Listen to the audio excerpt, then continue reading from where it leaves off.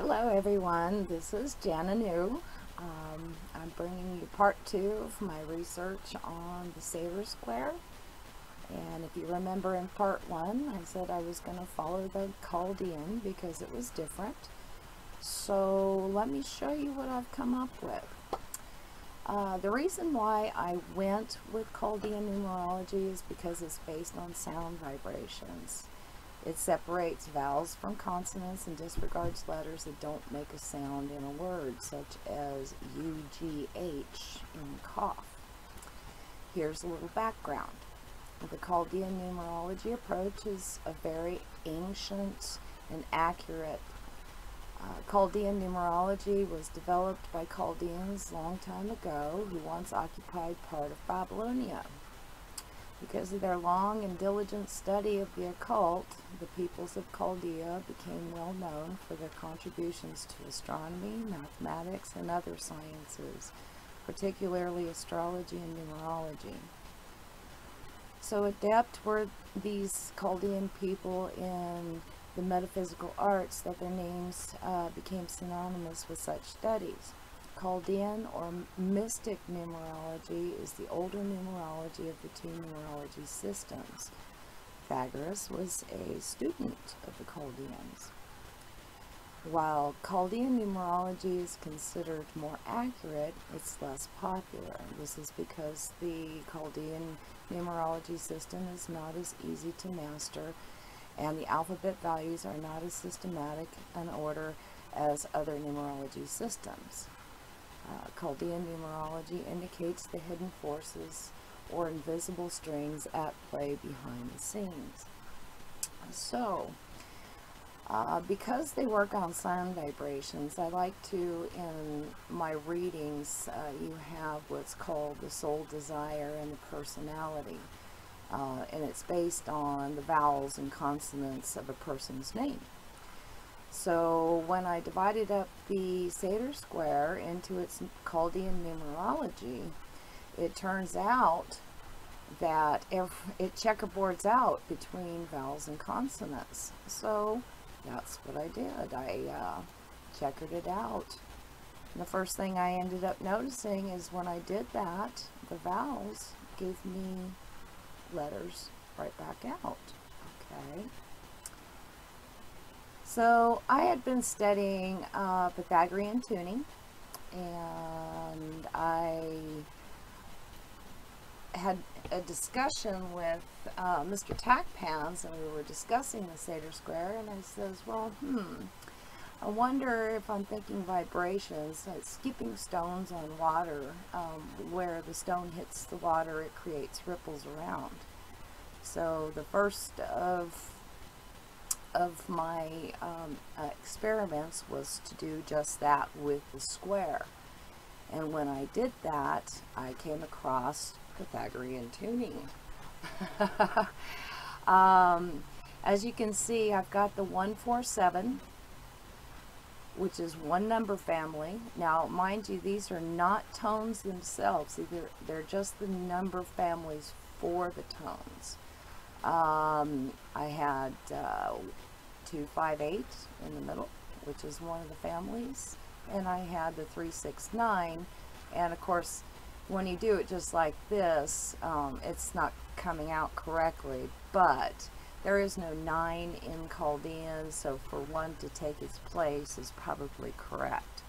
But you can still come up with the 369 by 3 plus 3 is 6, and 2 plus 5 plus 2 is 9. So there's your 369. When you put these families together like this, you also come out with the 369 when you reduce it. So that was kind of a clue right there that I needed to check this out. This is indicated also in the Sri Yantra. As you can see how this turned out, it looks almost identical to it. Also, in Pythagorean tuning, I brought in this information that I came across. This is the basics of it. Somebody that understands music theory will look at this and go, oh yeah, I understand this. But basically everything is tuned off of the key of A432, which is your 3, 6, and 9. If you put the 3, the 4, the 2, and the 4, 3, 2, you see the 3, 6, 9. Which 3, 6, 9 is basically the underlying principle or energetic part of the whole scale. And I'm not going to go into all of these. I will leave links as to where this all comes from so that you can go ahead and study it yourself. As you notice, A432 runs in the 9s almost all the way through. So also 432 squared is approximately the speed of light, which is kind of cool. It does cover non-harmonious 440 setup here, and like I said, I'll leave you all of this links to this information if you want to study it further. Okay, so the other thing that I found, which goes right along with Pythagorean tuning, is the Rodin coil. Now the Rodin coil is based, just like Nikola Tesla, on rotation of the coil. And so let me give you that information. As you can see here, this is the same. This is the formula for the Rodin coil, which is based on the same formula as the Pythagorean tuning. And of course, it converts over to the I Ching as well. The 3, 6, and 9 is its own circuit, while you have the 1, 4, 7, which is, say, another triangle this way, and then the 2, 5, 8, which is another triangle this way. Again, I will put all of this information in the links below so you can look at it further. The information I give you will show you how you make notes out of these 3 number families, and it's actually very, very, very interesting and pretty cool, Amy. So the next thing I guess I can do here is I want to show you when I transform this into the Rodin coil formula, I again came up with notes. So let's see what these notes sound like. This will be the first and then the second, and I'll play accordingly.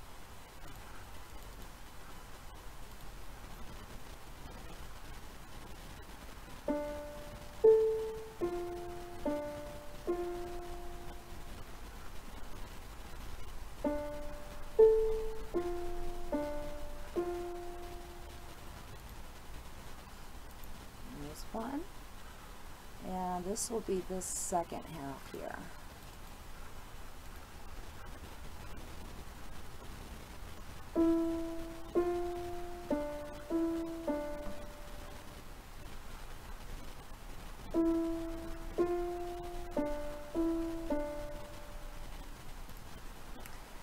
And of course we can bring it all the way out to Solfeggio, which is very neat.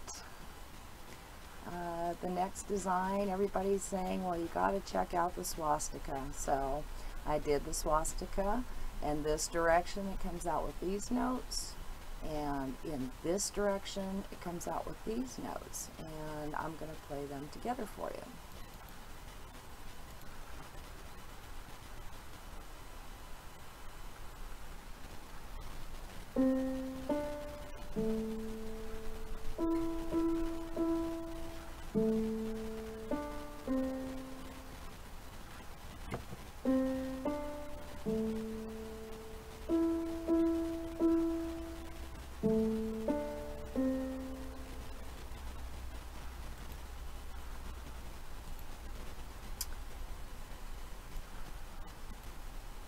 This one here is from the original that I showed you at the beginning, and this is what it sounds like, I guess, if you throw a rock into the water.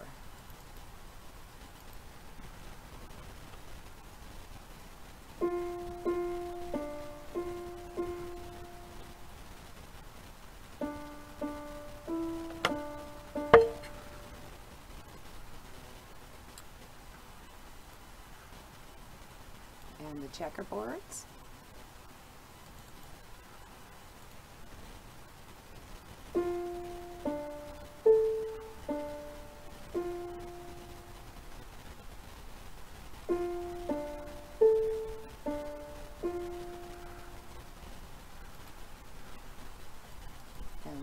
Reverse flip of the checkerboards.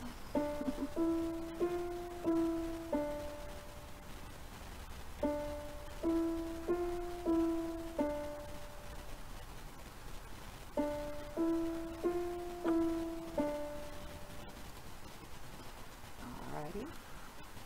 And then I decided I was going to do a pentagram, a hexagram, and an octagon. So here's what those sound like.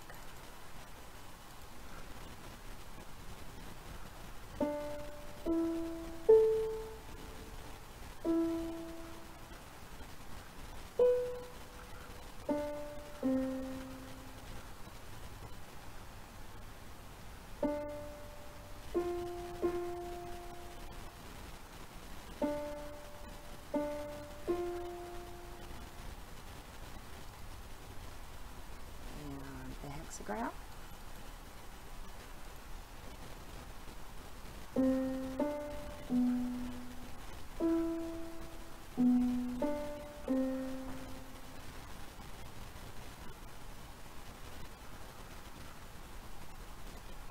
And the octagon.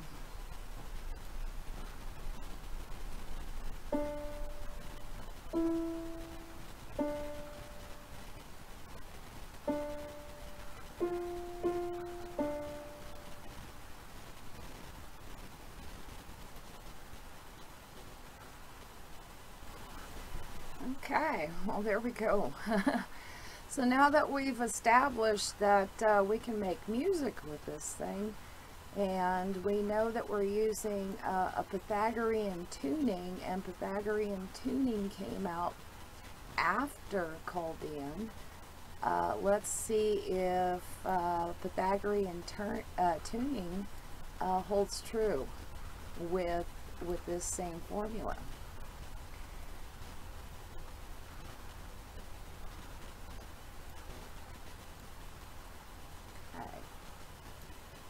Well, as you can see, I used some of the same ones. Came up with notes again, and let's go ahead and play these for you.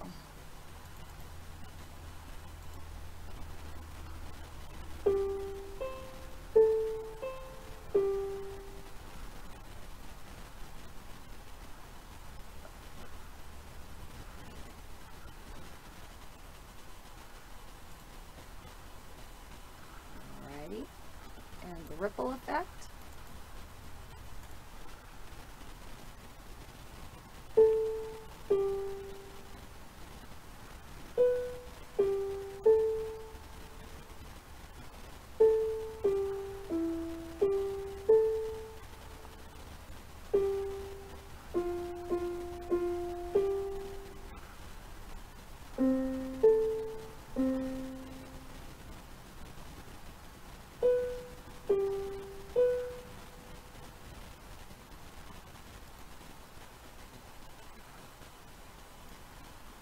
Rodin's coil.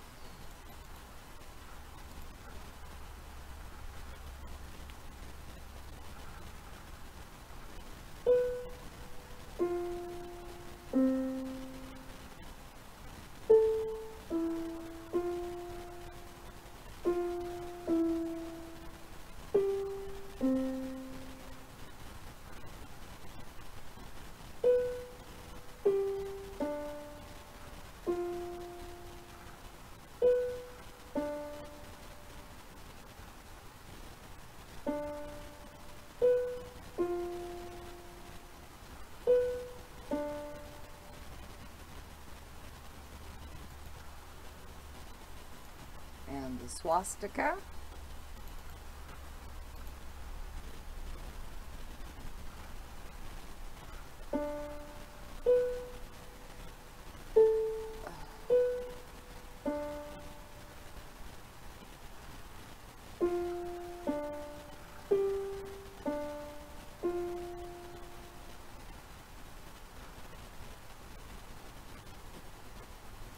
Alrighty.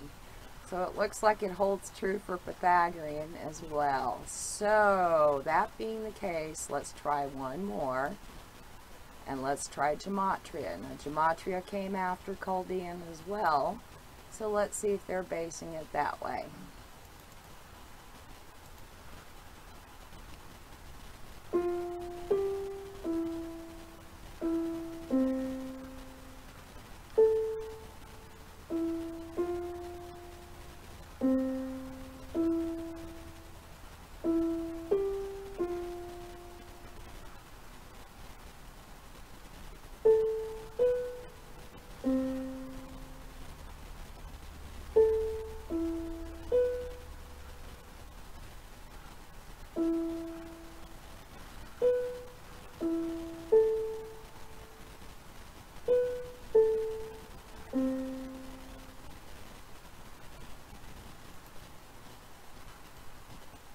And the ripple.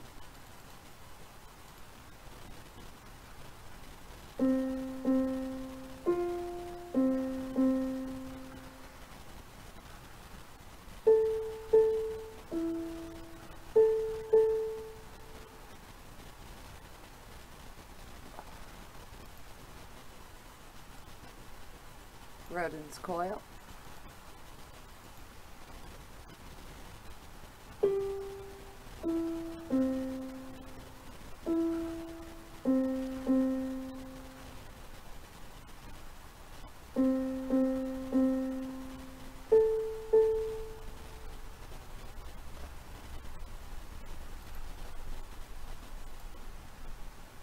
And the swastika.